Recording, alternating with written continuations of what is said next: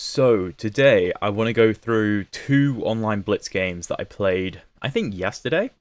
In one of them, I got like 98%, 98.2% accuracy. The other one was not so good. It was at 86. But the point is, in both of them, we got into a very equal endgame in both games, and I was able to grind out a win in both of them. And I was actually talking to my little brother about it yesterday, and I've been recently trying my best to, when I have an end game, and I'm like, okay, this is probably a draw, this is clearly equal, I want to try to create situations where it turns from a 3-result game, where either black can win, white can win, or you can draw, to a 2-result game, where either we draw or I win. And it's very much in the sort of framing of the Magnus mindset that I've been thinking a lot about recently, where, I want to take these equal positions and I want to be able to win them. And I want to find enjoyment in winning these equal positions rather than just being like, oh, this is boring, I want to get this done with and just draw so I can move on to the next game. So anyway, let's get into them. And by the way, thank you so much if you're seeing this video, because that means that you are supporting the channel massively, and I really appreciate you. So, okay. This game was a Slav defense. Of course, I start with c6, and my opponent transposes into a Slav. This is all book. The exchange Slav is insanely boring, and we play a line which I've actually mentioned in a couple of videos before, where basically everything gets traded. Bishop f4, bishop f5, e3, e6, bishop d3, take, bishop d6. My opponent doesn't play take, which is the funny line where everything is literally symmetrical, and it's the dumbest thing ever. But as the black pieces, you really can't be mad with that. And you might be thinking, yeah, well, you're 70 points higher rated than your opponent. Do you really want that?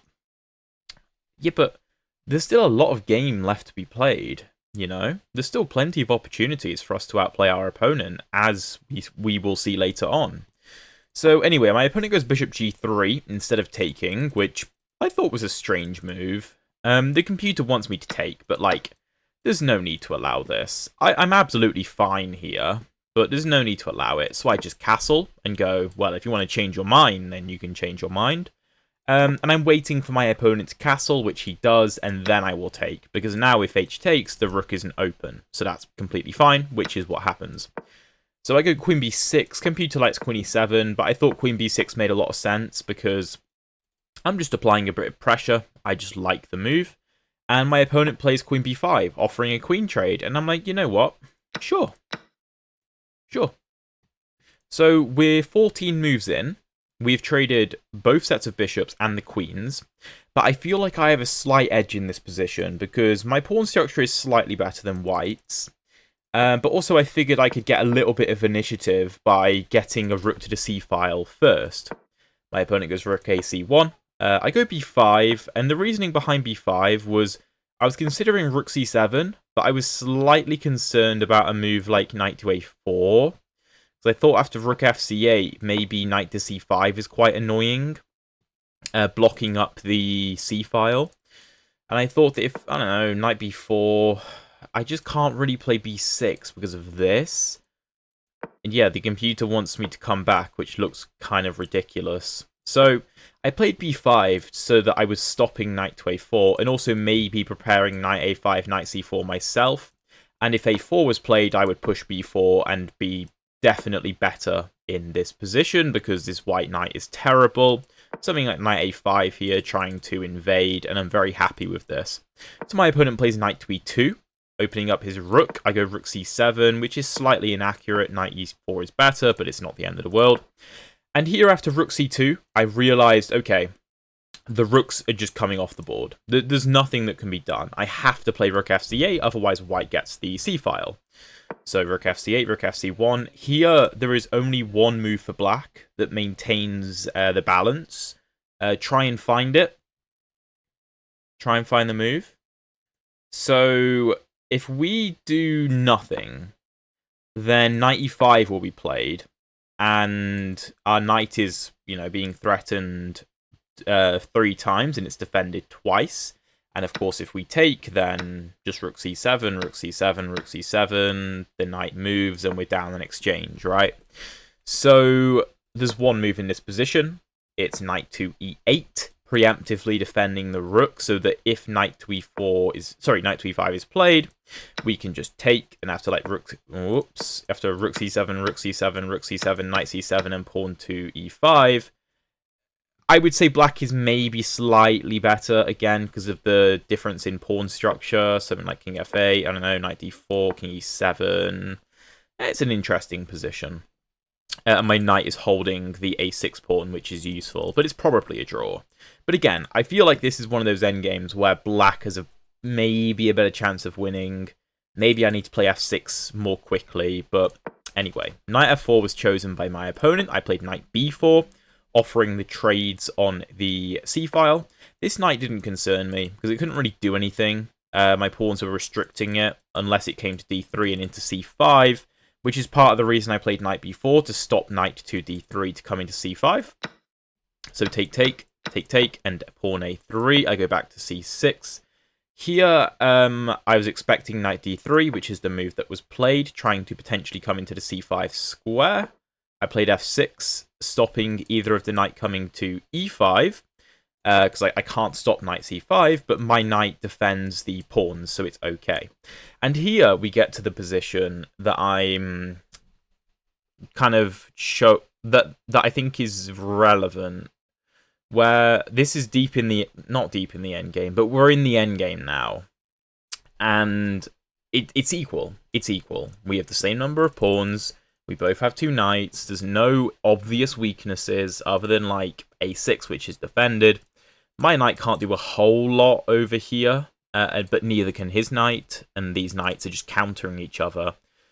So how do I win this? How can I win this? I start with knight a5, trying to come into c4. My opponent goes b3 to stop me coming in, and this is defended by the knight. I go king to f7. I'm thinking that my knight on a5 effectively freezes his knight on c5, because if he ever moves it, I of course take the pawn on b3. And if he advances the pawn to b4, then I just jump into c4. And this is a problem because this knight is on the other side of the board. It's not helping like my knight is helping over here. So my opponent brings the king, I bring the king, he brings the king, I bring the king. This is just good endgame technique. King d3. Here I played h6, which... The reason I played h6 is because I wanted to play e5.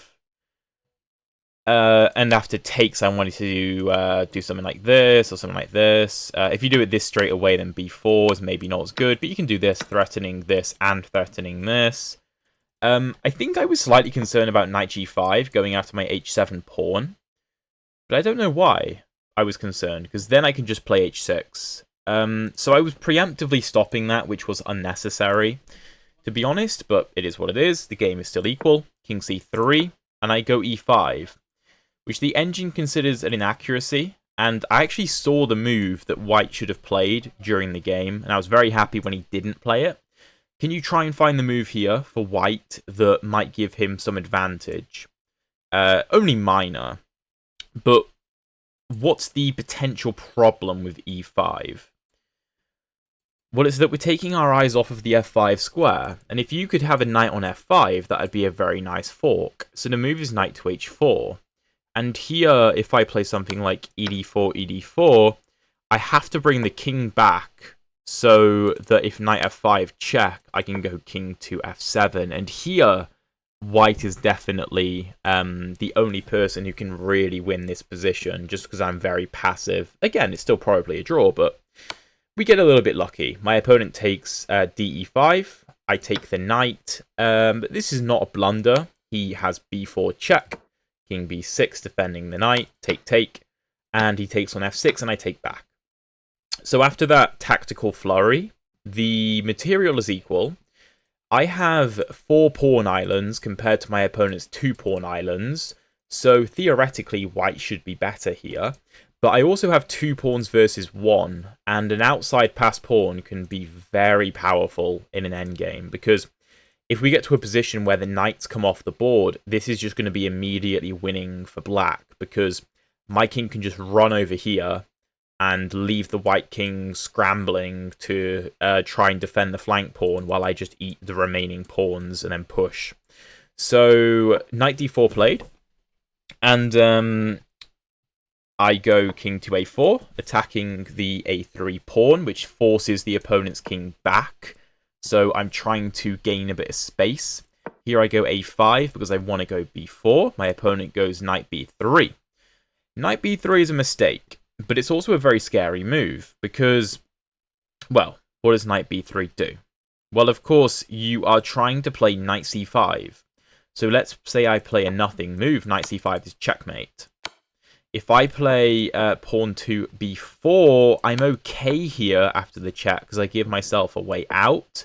But, you know, f6 might be a problem. The white knight can be kind of annoying potentially. So try and find the best move here for black. We want to be nice and active here. So I played knight e6, defending the c5 square. And I also am aware in this position that white can't afford to trade the knights. Also, I'm far up on the clock compared to my opponent, which is useful. So, for example, if knight d4 is played, black is immediately winning after b4, a4, a4.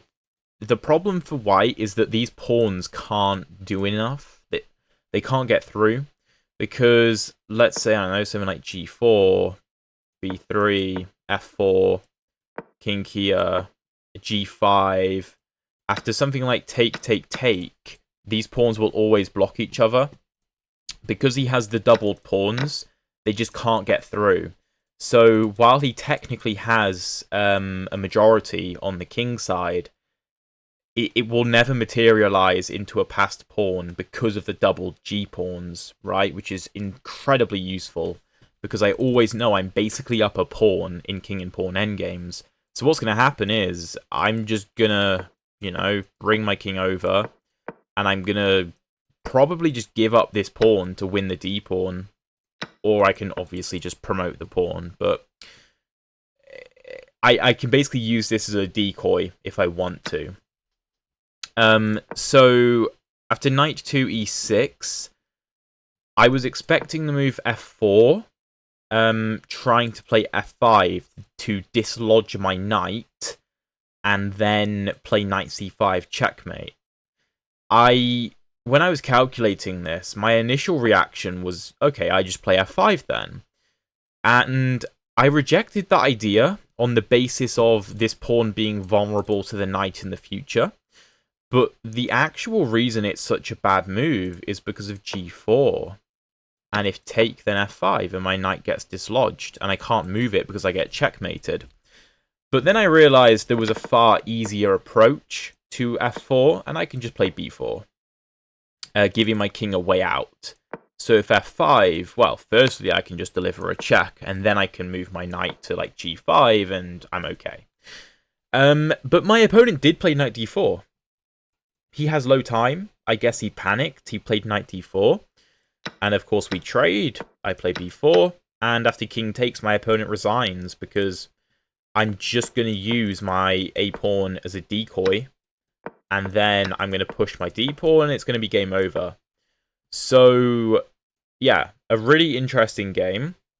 And, you know, my opponent didn't, other than the move knight d4, which was clearly a game-losing blunder, he didn't do anything insanely wrong. He did some things quite well. Like, he split my pawns apart very nicely, which damaged my structure.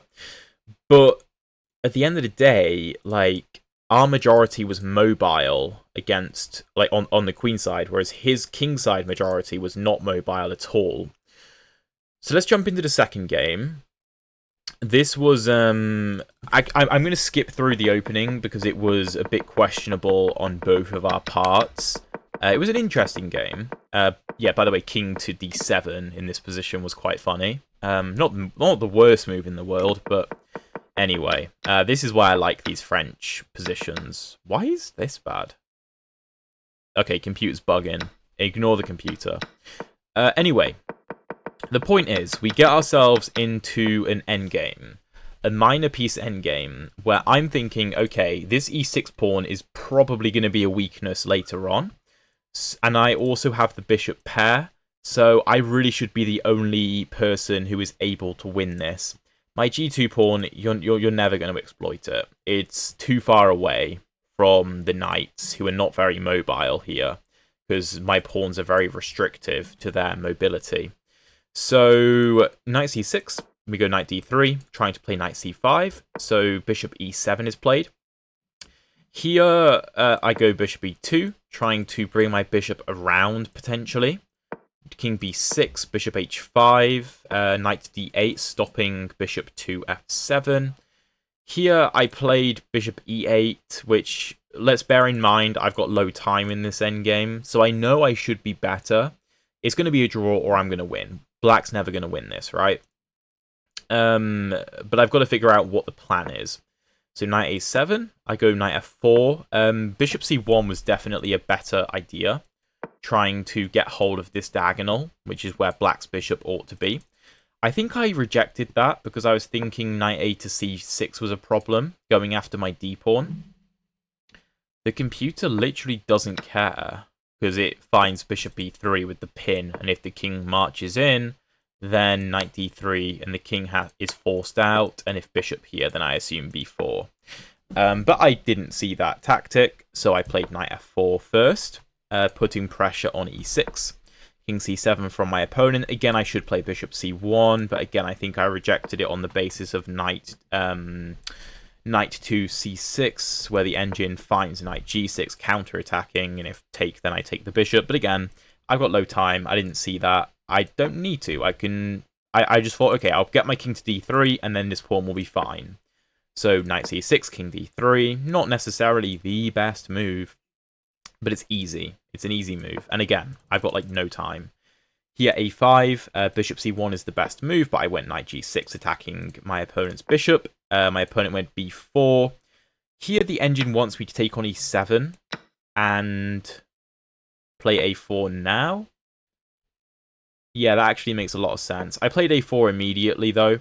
I think I just wanted to avoid any shenanigans with taking, but there's just nothing. But bishop g5. My opponent is playing good moves. I went king c2, which I actually can't explain. I think I was just so low on time that I was just trying not to run out of time. Knight e7, bishop e7, and then I went... Oh, sorry, no. The point of king c2 was, if my opponent shuffles, is I wanted to go bishop to c1, I think. But then that doesn't make sense, because the knight is attacking here, so... I honestly couldn't tell you. But anyway, knight e7, bishop e7, and then I grab this diagonal for myself. Here, I'm kind of aware of the fact that I don't necessarily want to trade a pair of bishops, because the bishop pair together is what makes them powerful. So I don't really want to trade these two bishops off. So knight c6, again, this is dead equal, but I think only white can win. King d3, knight b8, just shuffling a bit. I went bishop b5. Again, I'm very low on time. And here I decide bishop h6 is an interesting move, just trying to restrict the black position. My opponent goes knight to f8. I go bishop g7. I then realized I probably should have played king e3, trying to bring the king around. But I went bishop g7 for reasons I can't fathom. I have no idea. It's just a random move. I'm just shuffling and trying to ask questions. So knight g6, I bring my bishop back to stop knight to f4. And I thought that if I went king to e3, there was bishop g5, which I am correct about, but apparently it doesn't matter. Although to me this feels a bit strange to, you know, have d4 potentially weak. So, I don't know. I went bishop h6, just stopping the knight from coming in, and also stopping bishop g5. King d8, I went g3, just to ensure the knight could never approach my position. And if f4, then I can just take, and I figure I must be okay here. The engine finds this only move to play knight f5 to blockade the position. But that's not a very human thing to do. So bishop f8... I declined the trade because I thought this would be hard to win with the bishop versus the knight. The problem is the king is so close to the e6 pawn that I just don't see how I can break through. So I declined the trade, bishop g5, bishop e7, and then I went back to h6 to see what my opponent would do. He went knight to f8. I did seriously consider potentially trading these in certain scenarios if the e6 pawn could be captured. But I thought for the time being, I'm just going to try and bring my king over. So knight g6, I went king f3, and then bishop f8. And then now I was like, okay, yes, I'm definitely taking. And I mean, it's tough for black to navigate this position because he basically has to do nothing. He kind of just has to shuffle his pieces. But, like, how do you shuffle? I mean, the engine finds one move that holds, and it's knight f8. I mean, it's ridiculous. And if bishop g7, you go knight f7, and you try and hold this position, which, I don't know. Okay, this is actually losing. Black can't take. He has to give a check, and then check, and then take. For some reason. But he went bishop f8, and I took, and I played king f4, and I realized you can't really stop me from invading. And I'm going to suffocate your position. And I was expecting knight to h7, which he didn't play, to stop my king from coming in. And here I was just going to go g4. Just forcing my way through the position, basically, because you can't control both of these squares at once. So something like this. I don't know, king f7, king h6, knight f8. I figured this has to be winning in some manner, because the knight just can't really do anything. Although the engine says bishop c6 is the only move. Why? Oh, because you have to stay on this diagonal. Right, interesting. But he went king e7. I bring the king, knight h6, king g6, knight f8, king g7. And I'm trying to get it to a point where black just has no moves. And whenever the knight comes to d7, I will take it immediately, which it does, and I take it immediately, and I play king f7, and my opponent resigns, because this weakness which I identified a long time ago just ended up being way too weak. So, yeah, I hope this was useful. I don't know, maybe it wasn't that useful for like winning equal endgames. Maybe it's just more useful for entertainment value. I don't know. Please do comment below on the Patreon post. Let me know what you think. If you have any questions or any desires for future videos, please let me know. But again, thank you so much for supporting the channel. And there's more to come. But I do need feedback from you, please. And thank you.